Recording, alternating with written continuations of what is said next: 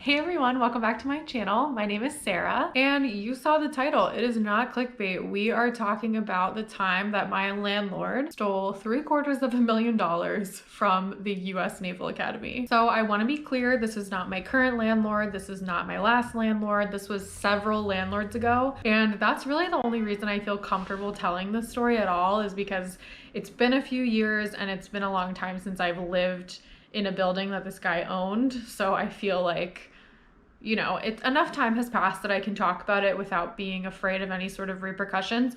Also, just to kind of cover myself, make sure that I cover my bases, this is a public news story. This was publicly reported at the time that it happened.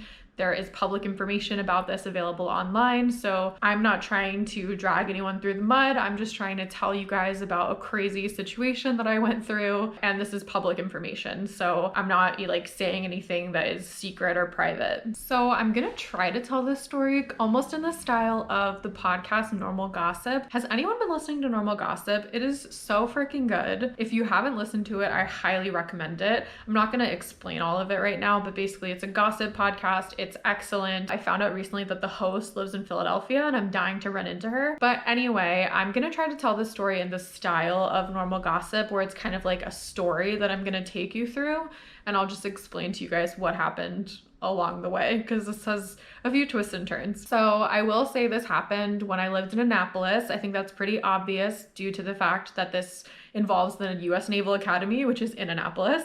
So this happened in Annapolis, Maryland. I lived in Annapolis for 5 years during college and then 1 year after college. So I lived in several different apartments when I lived in Annapolis, but there was a time, this is when my ex and I were still together. So he and I were gonna move in together and we were looking for places, and I found an apartment that was in the same neighborhood where I already lived, but where I was living at that point, I had a roommate, and like my boyfriend and I wanted to live together in our own place. So we wanted a place that was a little bit bigger and whatever. So I was like walking around my neighborhood one day. I saw another apartment nearby that was for rent. So I looked it up online, I called them, and I ended up talking to my landlord. And this is important, that like the whole time, every communication that I had was either with my landlord directly, like over the phone or in person, it was the same guy, or it was via email with the office, like the office of the property company, okay?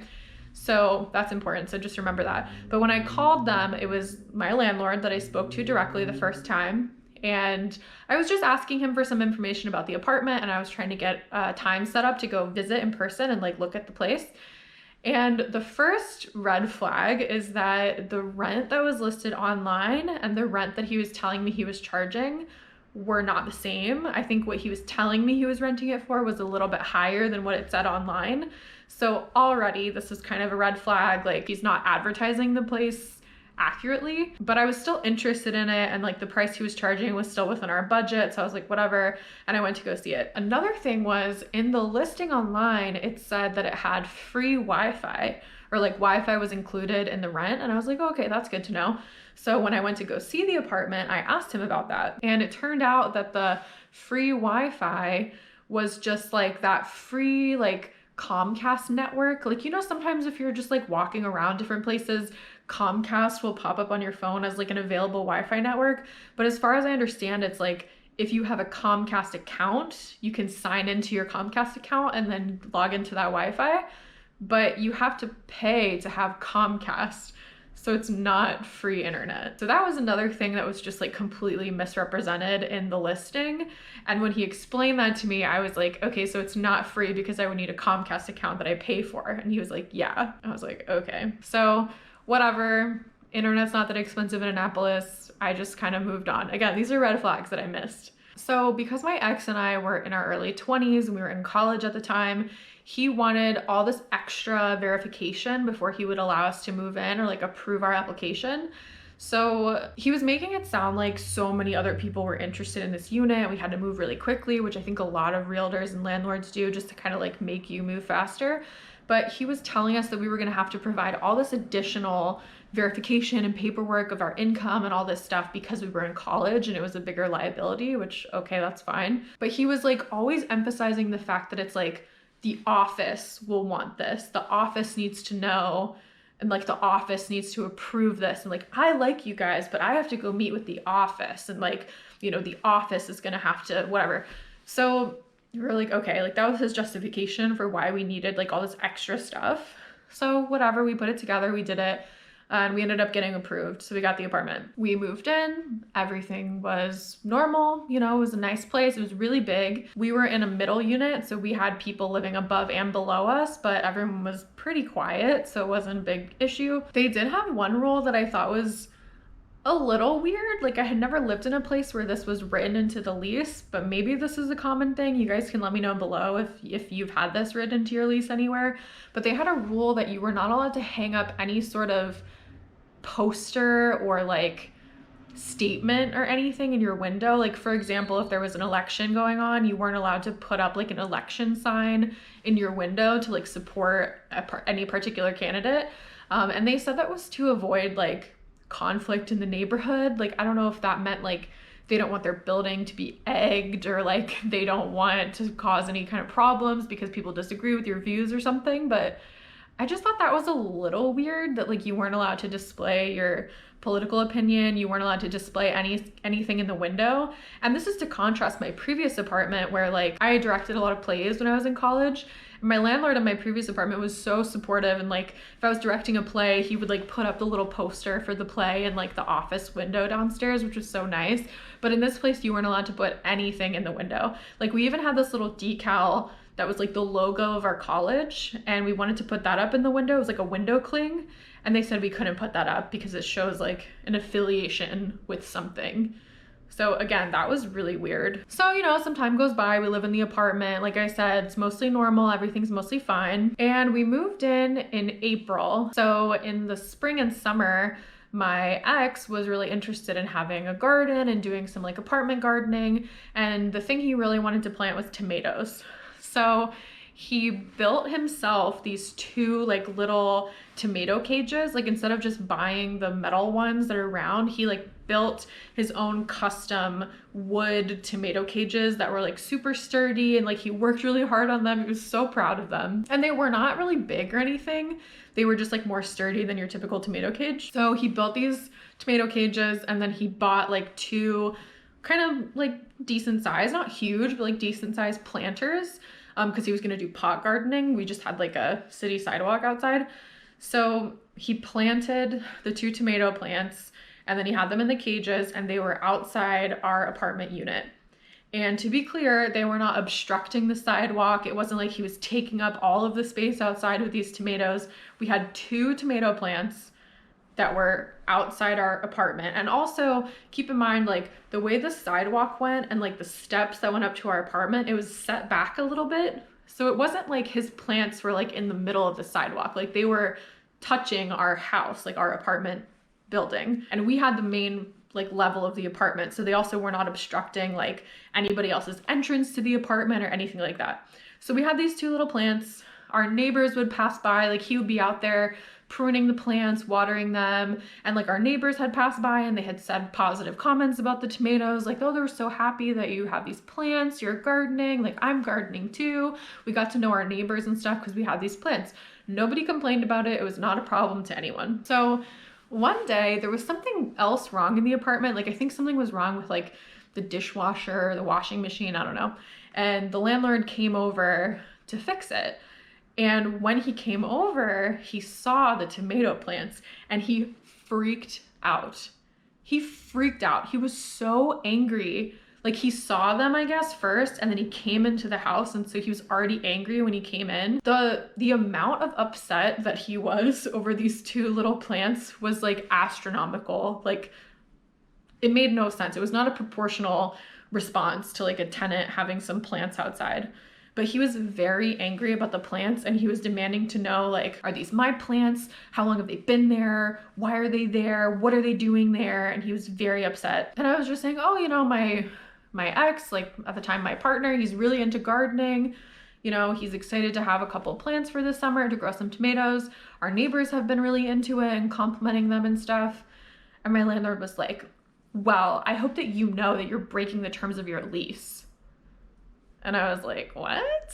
So apparently there's a clause in our lease which to be fair, like we should have known, we should have read it, we should have paid more attention, but there's a clause in our lease similar to the clause about not being able to put up any sort of signs in your window that said that you're not allowed to put any decoration or object outside the apartment that obstructs the view or obstructs the public use of the sidewalk.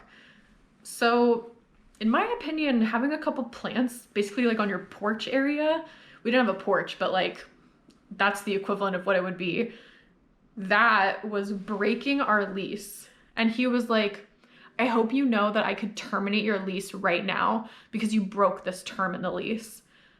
And I was just like, this is out of control. And I was just like, okay, like, I'm so sorry. Like, I wasn't aware, like I hadn't paid attention to that.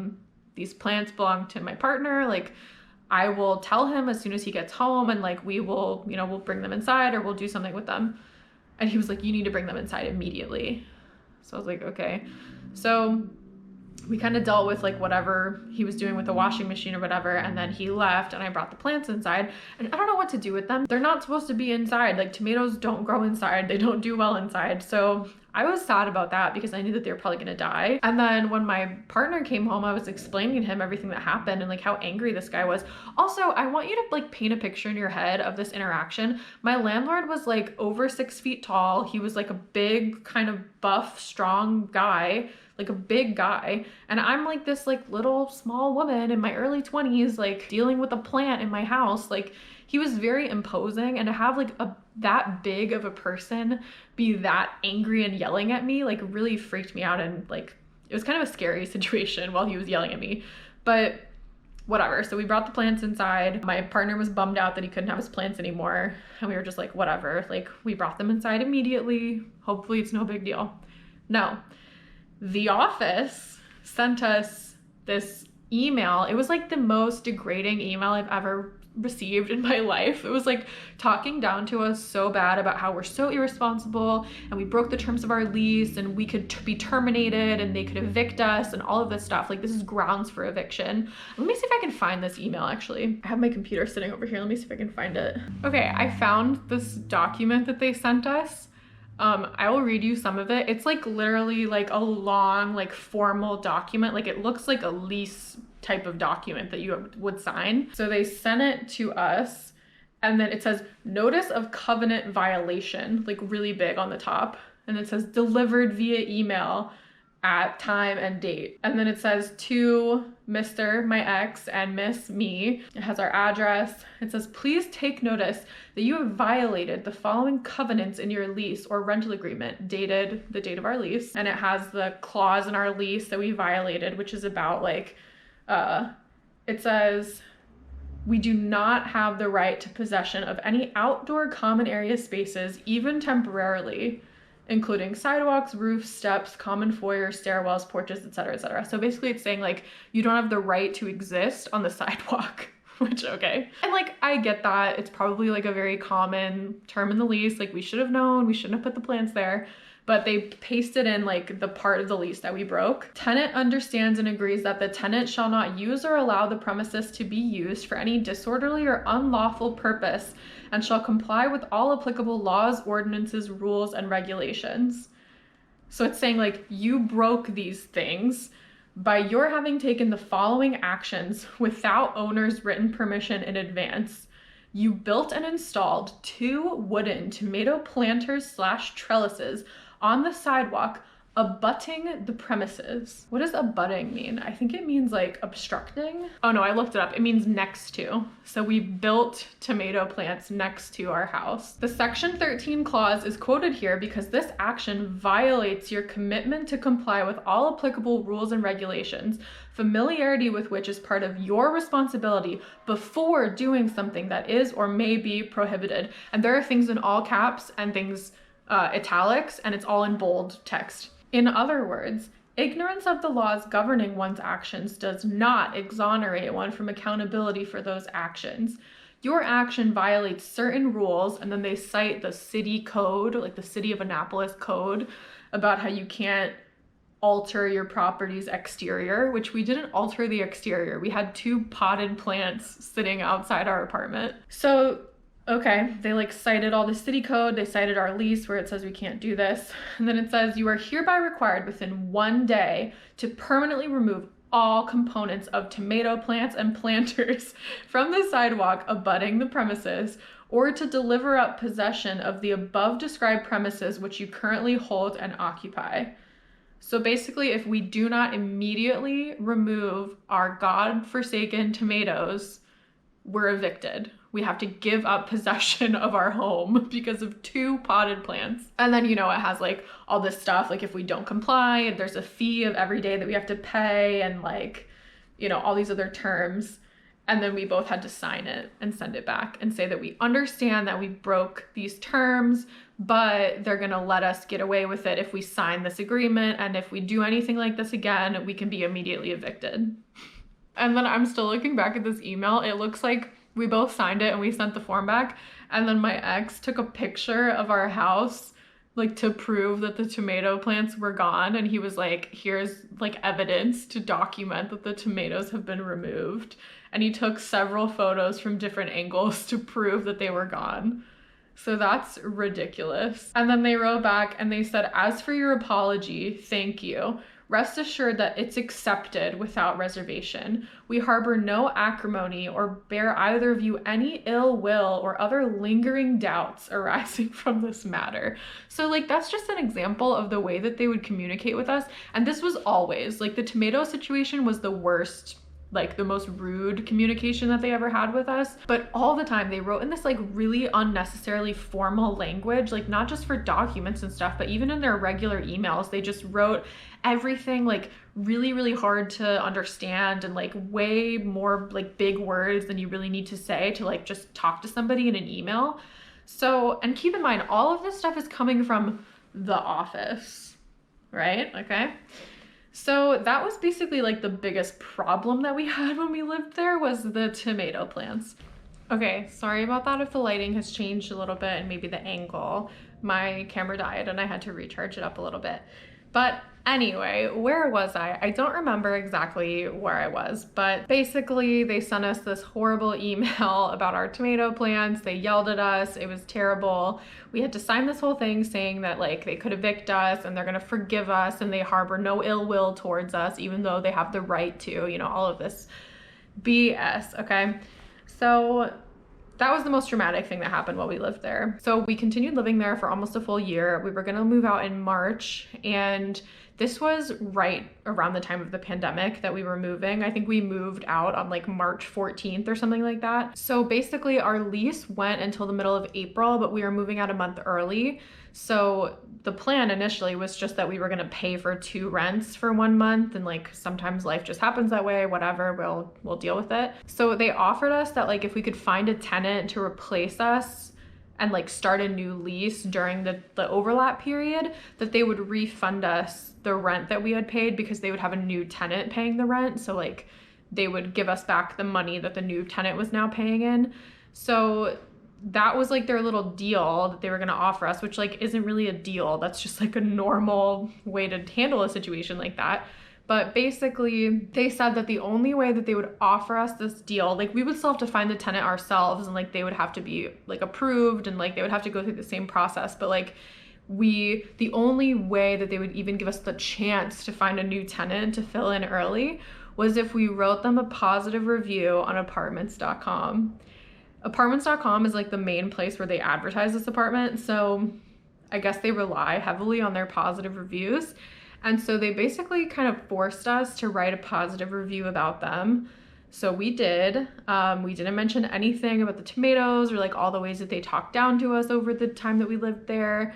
We just kind of like wrote a nice review, and then they said, okay, now you can look for a new tenant. And then we looked for somebody, we didn't find anyone. We ended up having to pay the 2 rents anyway. Like it didn't serve us at all to write them this positive review. And then we moved out, okay? The last like big issue we had with them is that after we moved out, as I mentioned, it was COVID, like we moved out into COVID, and we had moved away because I had gotten a job, and then my job was rescinded because of COVID. So like I was supposed to start my new job on like March 15th, 2020, and the job got rescinded. So now I have no job.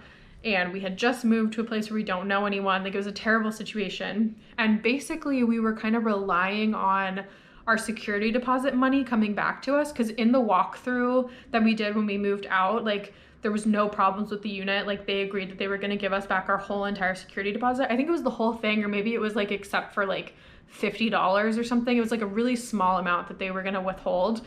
And we agreed, like, the reason for withholding it, whatever, like, it was no problem. But they still owed us back like a couple of $1,000s, I think it was.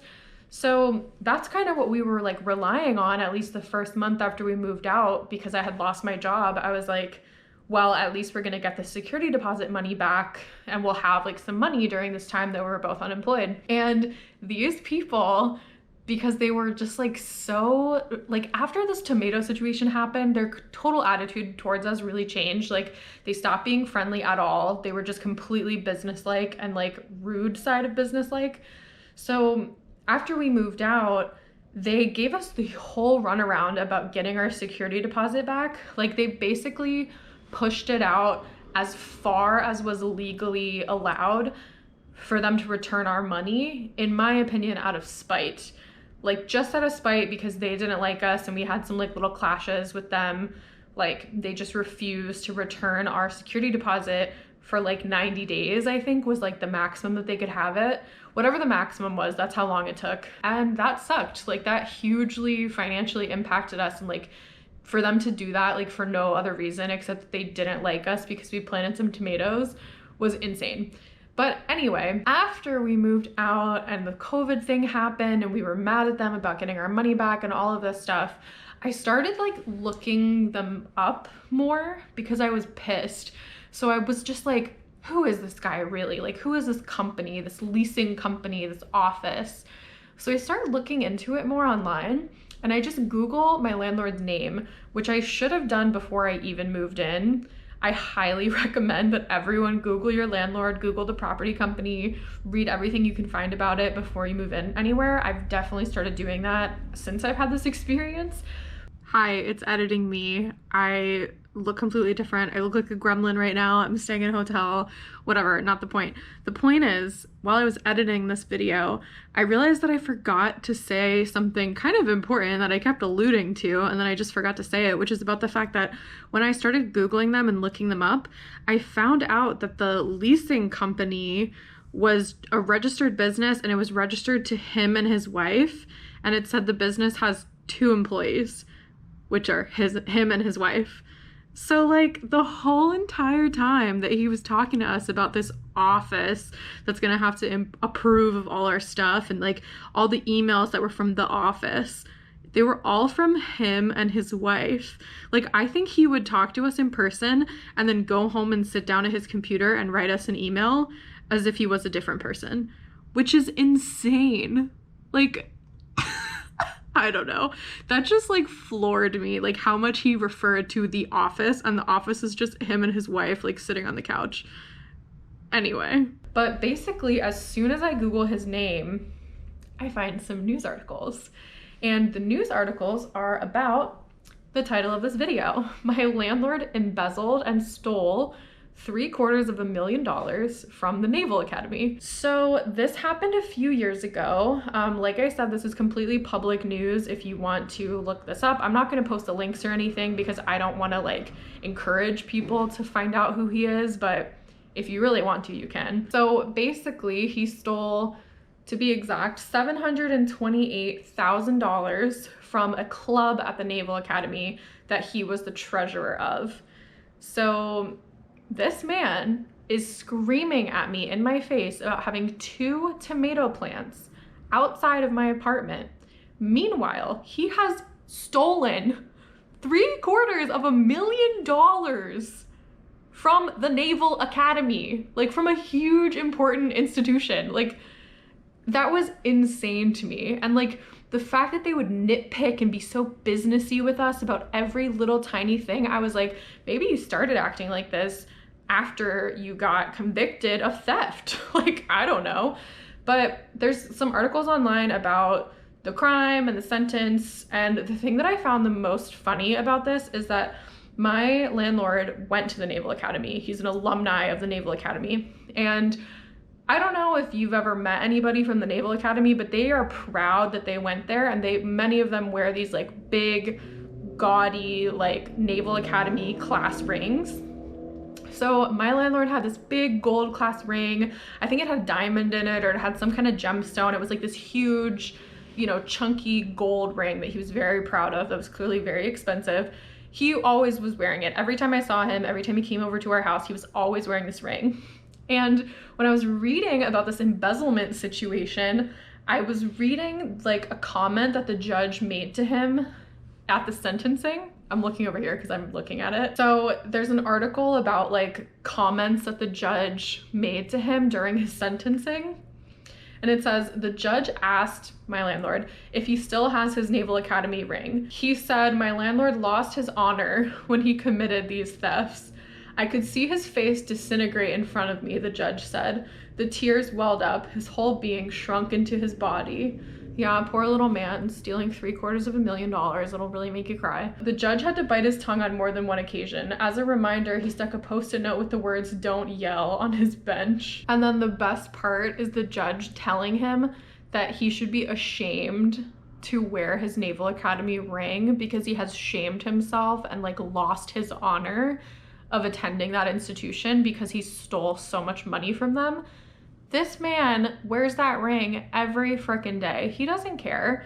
Like, I just thought that was so funny that the judge told him, like, you should be ashamed to wear that ring after what you did, but he still wears it. So that's pretty much it. Basically, I lived in this weird apartment with this weird landlord. He freaked out at me about tomato plants. And then later I found out that he stole $750,000 from a major institution.